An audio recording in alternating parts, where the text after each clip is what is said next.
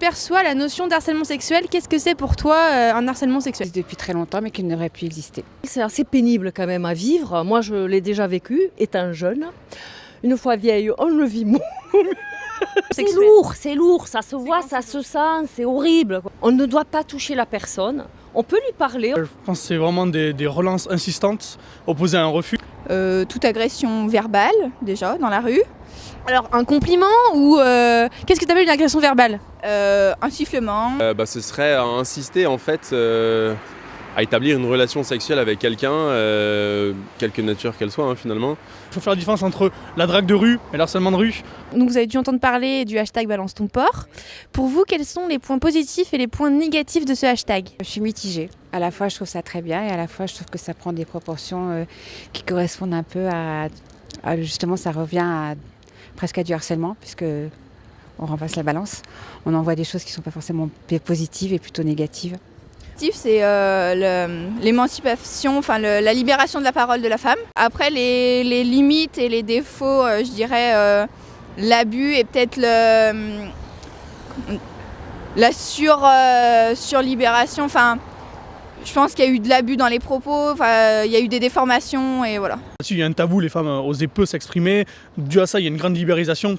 Tout le monde ose en parler et ça, c'est quand même une bonne chose. Dénoncer les gens qui font ça, c'est bien. Permettre de faire prendre conscience aux gens que ça existe pour de vrai, parce que je pense que tant qu'on ne le vit pas, on a l'impression que ça n'existe pas, ou que c'est peut-être des choses qu'on on fabule, ou on exagère peut-être, les personnes qui rapportent ça exagèrent. Après, est-ce que ça va vraiment changer quelque chose pour les gens qui le font? Je sais pas. Moi je me demande, c'est pas juste une question de mode, est-ce que c'est pas passager?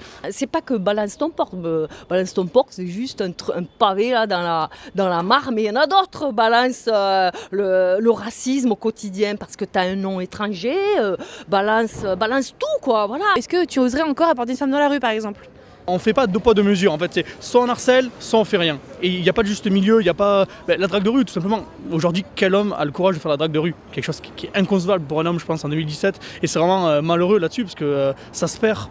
Du coup, ça favorise tout ce qui est les rencontres par réseaux sociaux ou par objets connectés, etc., par téléphone, Tinder, etc. C'est favorisé par ça malheureusement. Parce qu'on n'ose plus se rencontrer en vrai. Parce qu'on a peur du harcèlement. Pareil, en boîte ou autre, est-ce que tu vas aller payer un verre à une femme? Parce qu'elle va dire ouais, c'est du harcèlement de suite, parce qu'elle n'a pas envie de boire un verre avec toi, etc. Est-ce que c'est une bonne chose que maintenant, du coup, on ne différencie plus la personne de l'artiste, mais que du coup, voilà, Weinstein, qui était peut-être un très bon producteur, ne pourra plus jamais produire? Je trouve ça dommage, parce que de toute façon, un artiste reste un artiste, un homme reste un homme. Après, c'est normal de le punir, c'est normal d'en parler, c'est normal de faire en sorte que ça n'existe plus, que ça n'existera plus jamais. C'est pas dissociable, c'est la même personne, c'est pas deux personnes différentes. Et à l'artiste, il peut faire un excellent travail à tous les niveaux et l'homme peut être un salopard fini comme les femmes, parce qu'il y a aussi beaucoup bien sûr, très connasses. Il faut différencier l'artiste de son œuvre. Dans ce cas-là, tu aurais tellement de cinéastes, d'écrivains et tout, tu les enseignerais même plus à l'école. Je trouve ça complètement stupide. Tu te prives d'œuvres majeures. Je prends par exemple, comment il s'appelle Céline. Il a fait des choses vraiment pas terribles, il a une mauvaise image, alors que pourtant tout ce qu'il fait c'est assez énorme. Et donc cette libération de la parole, comme tu l'as si bien dit, est-ce que tu penses que ça pourrait faire évoluer les problèmes de genre? Est-ce que ça pourrait faire évoluer les choses? Déjà, je pense que ça a pu faire prendre conscience à pas mal de personnes, notamment les personnes que j'appelle au-dessus de nous. Je pense aussi que c'est une grosse affaire d'éducation, que si les mères éduquaient les enfants de la même manière que les filles et les garçons de la même manière, je crois qu'il n'y aurait pas ce genre de problème. Et voilà, et puis après il y a une société machiste, il y a une société patriarcale.